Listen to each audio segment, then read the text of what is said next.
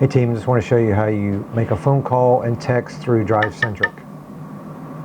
First thing you're going to do is search for the customer. You're going to get into the contact card here.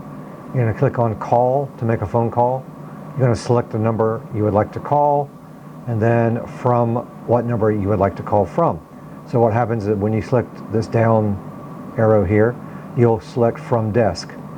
If you don't see your phone number in there, your desk phone number, you may have to input it and then hit save, and from then on it will remember your number. So once those two are selected, you're just going to hit call. Once you're completed the call, you're going to hit end call.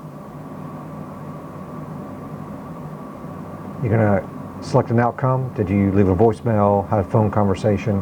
I had a phone conversation, and they're coming in for test drive. Log call.